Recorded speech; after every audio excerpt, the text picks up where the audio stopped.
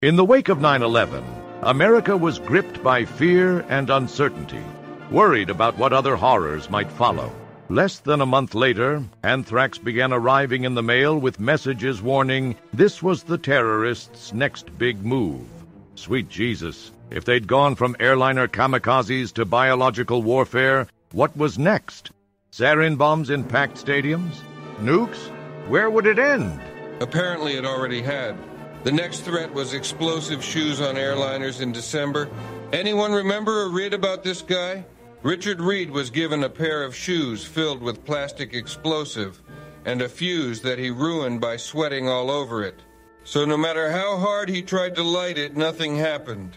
Well, nothing in regards to the shoe blowing up. Instead, he drew the attention of other passengers and crew who managed to soundly kick his ass. Al-Qaeda, it seemed, had run out of tricks. Observation! But wait a minute.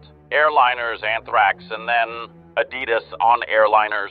This was a rather strange pattern that raised some suspicions. Surely the terrorists didn't use up all their anthrax in the attacks after all. Once you have some, it's pretty obvious that you want to save a bit to regrow more spores. Had the idiots who engineered Reed's shitty fuse also screwed up the anthrax? Maybe, but bioterrorism and explosive terrorism are two different things. Plus, the attacks themselves were a bit odd, too. They had come in two waves, with the first going to secondary media, like the National Enquirer. The anthrax in those letters was, well, shoddy. Whoever made it clearly scraped the contents of agar plates to get their spores. The spores, were mixed in and clumped up with dead bacteria and other waste from the agar. In fact, the powder itself was more like large grains of sand. This prevented the spores from becoming airborne, making these letters much less dangerous. In fact, the first series didn't kill anyone and was barely noticed. Anthrax, the disease, comes in several forms, two of which apply to this case. First, there's cutaneous anthrax, when the infection happens on the skin. It is rarely fatal, basically just a big sore with a black spot in the center. Then there's inhalational anthrax, when the spores take hold in the lungs. This is one of the most dangerous forms, with a high fatality rate if prompt antibiotic treatment isn't given quickly. The second batch was something else. It was almost pure spores, and they were not clumped together. Instead of sand, the resulting spores had a consistency more like powdered sugar. Not only were they easily dispersed when opened, some of the spores spilled out through folds in the envelope. Other mail, and even entire mail facilities, were contaminated. This time people did die, and it blew up all over the news. Enter Dr. Barbara Hatch Rosenberg, or as we'll call her, Dr. Babs. A researcher at the Federation of American Scientists, she had major doubts about whether the terrorists could have pulled off the anthrax mailings, especially the second batch. It had been made by someone who clearly knew what they were doing. Like a savant playing Clue, Dr. Babs not only nailed the motive, but also the type of person and location the anthrax came from. An insider, someone wanting to expose the government's weak biodefense. Someone who also probably had some kind of stake in researching in that field. And she knew exactly where people like that could be found. At the U.S. Army Medical Research Institute of Infectious Diseases, also known as USAMRIID. Clearly, this attack had been done with anthrax, grown at the government lab for personal reasons by none other than Dr. Stephen Hatfill, a USAMRIID virologist. He had been talking to various news outlets and reporters, telling them that preparing anthrax spores wasn't rocket science or brain surgery. It was something any competent biologist could do, himself included, if they could only get their hands on some anthrax. For Dr. Babs, that kind of talk sealed the deal. We're not sure how she overlooked the detail that he had no access to anthrax, but she did. Perhaps she had already known Dr. Hatfill and didn't like him. Maybe she was creeped out by his description of how easy it was. Either way, case closed, at least for her. And soon for almost everyone else as well. Too bad she picked the wrong guy, and astute viewers already know why. See, anthrax is not a virus. It's a bacterium. Viruses and bacterium are even more different than apples and oranges. Hell, viruses aren't even technically alive. They simply exist to transfer their DNA. Bacterium, on the other hand, are alive. Fun fact, there are actually viruses out there that target bacteria. They're called bacteriophages. Accusing a virologist of preparing anthrax is like accusing a penguin of flying over a fence. Pretty much impossible. And likewise, accusing Dr. Hatfill of being the culprit was equally ridiculous. Sure, as a biologist, he understood the basics of how bacteria like anthrax work, but then so did any other biologist. Hell, even we know. In fact, let's run through the process the attacker most likely employed. Greetings, meatbags. I have been selected to give you a crash course in preparing your very own powdery anthrax. The first thing you'll need is anthrax, which I'll admit is usually pretty hard to come by. But trust us when we say, from there, it's really not that difficult.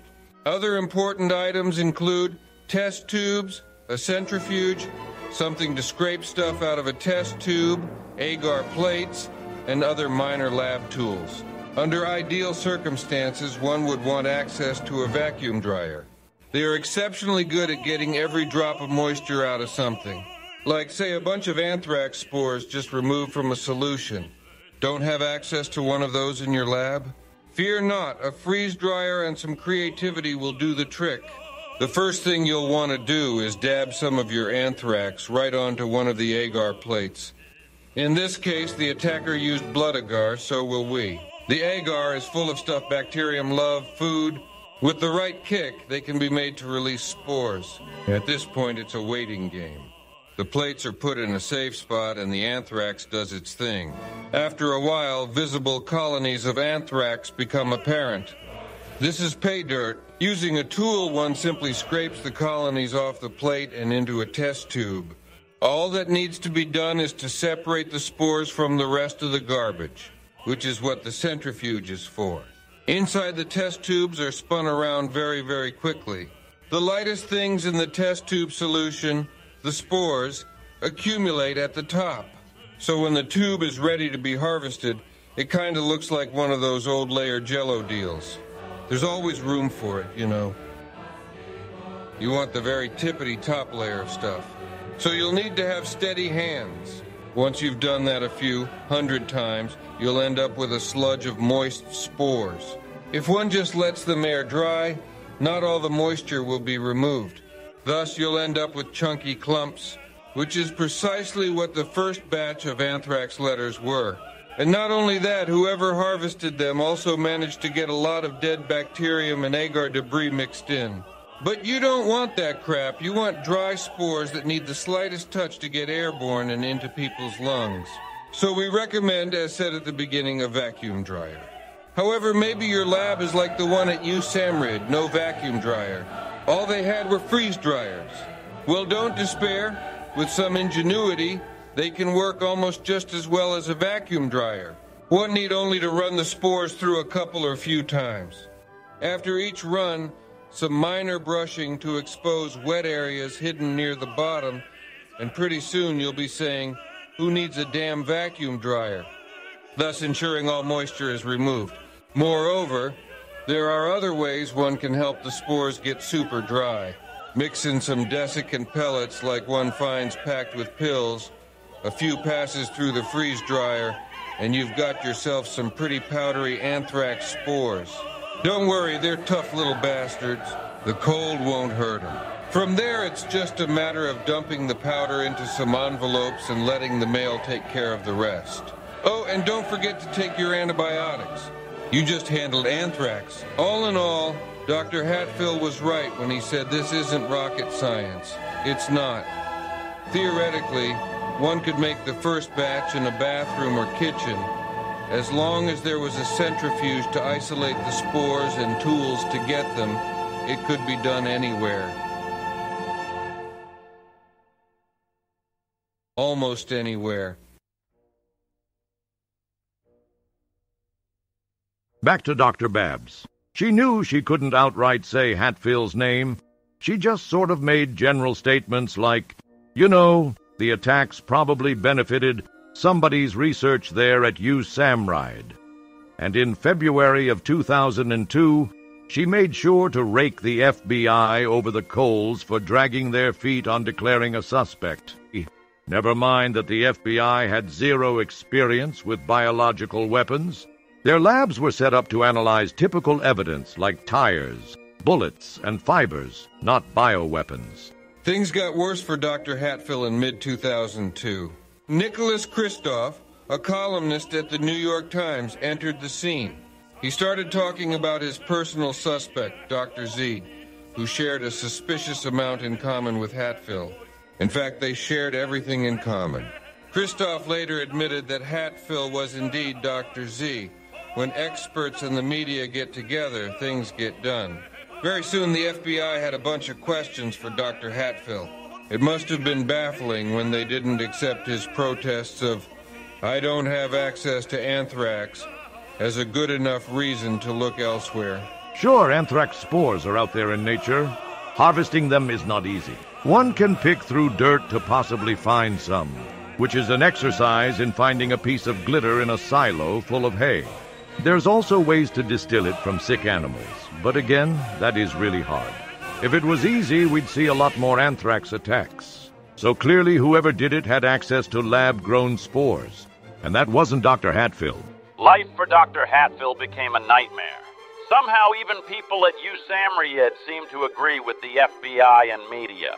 Despite being in the best position to know Dr. Hatfill had no access to their anthrax, his duties were curtailed, people gossiped, and he presumably lost friends. By 2005, it must have gotten really old. He was probably waiting for the FBI to show up at any given time to arrest him as a bioterrorist. Little did he know that, deep within the FBI's investigation, people had started noticing something he'd said the whole time. Sure, Hatfill had said making anthrax spores was easy and roughly knew how to do it. But so did the FBI by then, and it occurred to someone that, like the FBI, Hatfill had no access to anthrax. Maybe they needed to look at people who actually did, which, wouldn't you know it, is exactly what they did. And the case started picking up momentum. Right after the attacks, the FBI knew it was in over its head with investigating this kind of crime. They didn't have anthrax specialists on hand, so they reached out to the people who did USAMRIID. The Army had someone who, as a result of his vaccine program getting shut down, had both the knowledge and time to help them out. Looking into it, guess what you need to make an anthrax vaccine? Anthrax. And how does one test the vaccine to make sure it works? Well, one prepares extremely pure spore samples to be put into a nebulizer solution. The nebulizer is then given to an animal to expose them to the anthrax spores and see if the vaccine worked. However, to be useful in a nebulizer, the anthrax spores need to be just like they were in the second batch of letters. Finding this out made them decide to take a closer look at the man USAMRIID had given them. A quick look at his timesheets drew an immediate red flag. The FBI saw a surprising uptick in the guy's overtime beginning in August 2001. He was nearly living in his lab after hours, when nobody would be around to ask him how come he was hoarding samples of anthrax and purifying them. It also turned out that, as Dr. Babs predicted, this dude had a vested interest in keeping the funding tap open for his vaccine research. The Army had been toying with the idea of canceling his project. After all, they already had a vaccine, and anthrax wasn't exactly a major problem in early 2001, nor had it been in the decades before. To them, they were wasting money and resources on almost nothing, which is a sure sign that funding was going to be terminated in the near future.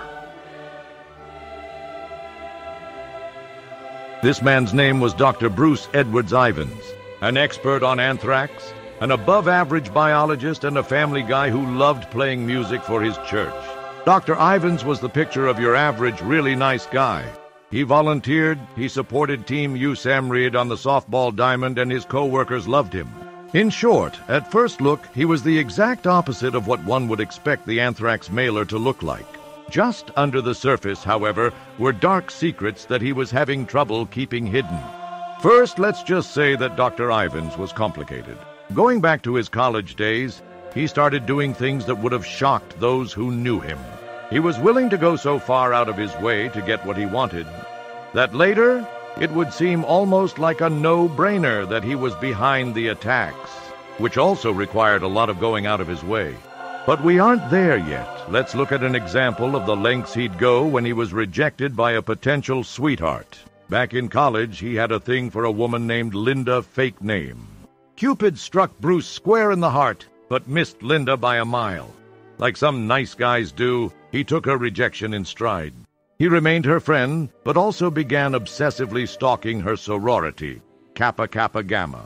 Deciding the best way to deal with rejection was breaking into the sorority house when no one was around, he found a locked door, which he picked. Inside, he found the chapter's cipher, used to decode ritual texts. The cipher was a worthy prize, and he took it.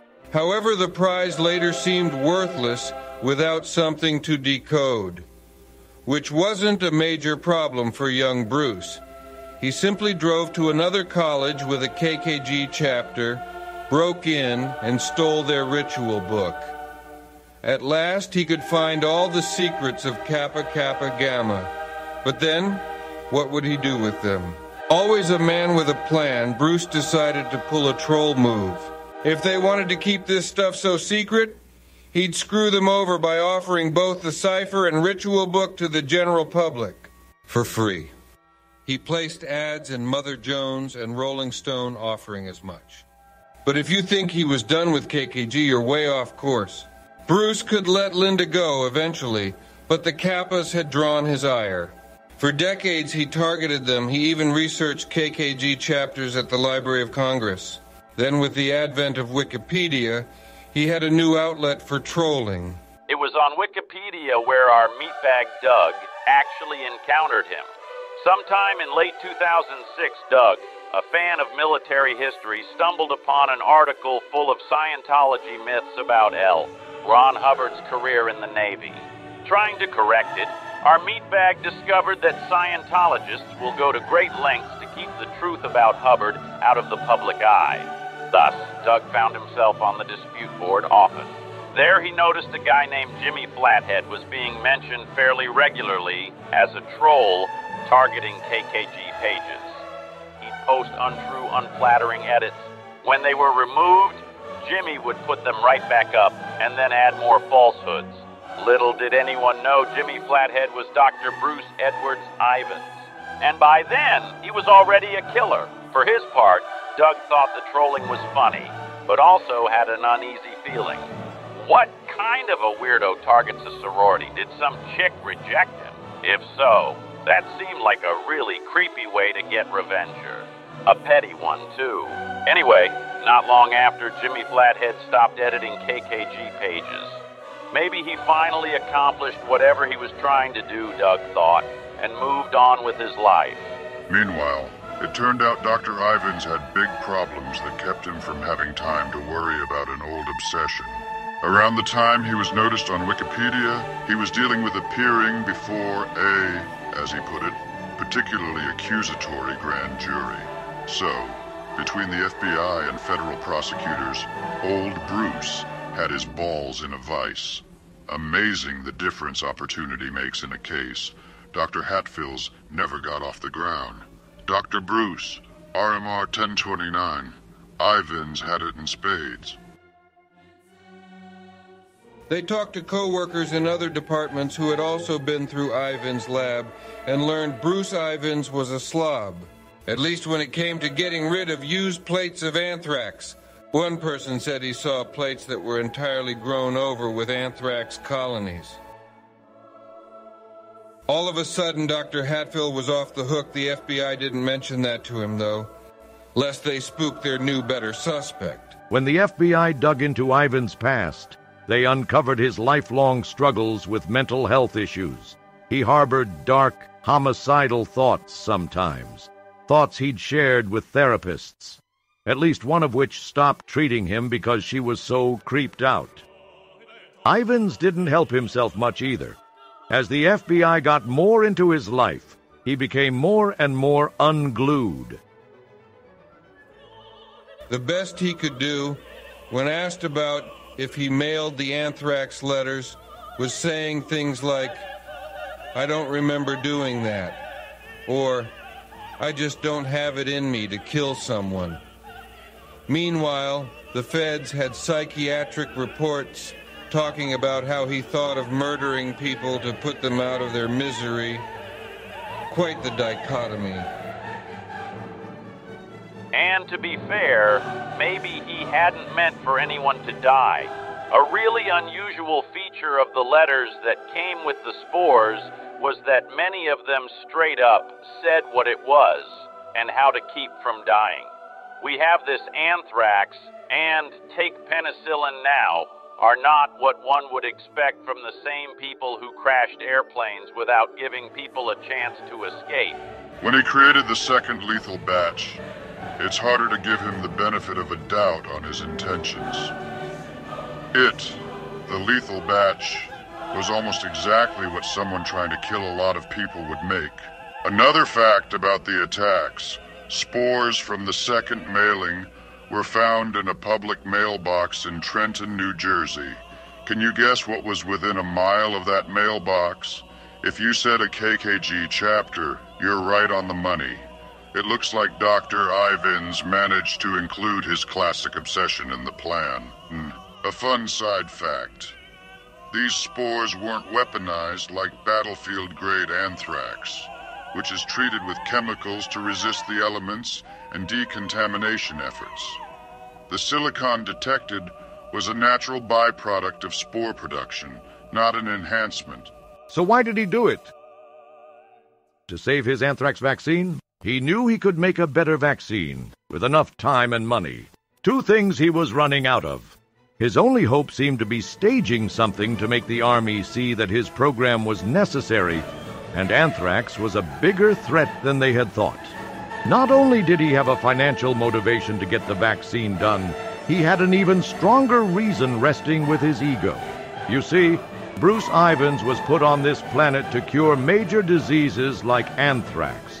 When his program was shut down, he was looking at being forced to research a much less serious disease, glanders. For him, protecting America meant saving lives from anthrax work, not farm animals from glanders. With secure funding, he could continue his work indefinitely. We can see the logic in his plan, but sadly for him, it didn't play out that way. While panic over anthrax was created, the Army decided they'd simply stockpile the existing vaccine and still cut Ivins' program. For a little bit, to Ivins at least, it looked like all his effort was wasted for naught. His program was gone, and the attacks hadn't saved it. Now it looked like he was off to Glander's land. And things got even better when the FBI decided to use him in the quest to find a culprit. We imagine he loved the irony of being asked to find himself. Plus, at least this wasn't Glander's research. He got to say he was making big moves with the FBI. As you know already, that wouldn't last, and eventually he would fall into the investigation's crosshairs. In 2008, with mounting evidence and no good answers for the FBI, Ivins saw the writing on the wall. They were coming for him, and it was just a matter of time before they arrested him. Maybe the new scientific evidence could be doubted, but all the overtime and other weird shit he did was just as convincing. Dr. Ivins then decided to find out if the theme song to MASH's title was true. That tune is called Suicide is Painless. It took 2 overdose attempts, but he eventually succeeded. The FBI then came clean and said he was their guy. They released all their data on the case and said now that the suspect is dead, they were done looking into it. Oh, and by the way, that Hatfield guy was totally innocent. Dr. Hatfield was exonerated and proceeded to sue nearly everyone involved. The Times, Christoph, the government. He won $5.8 million from the government, though his suits against the Times and Christoph were dismissed.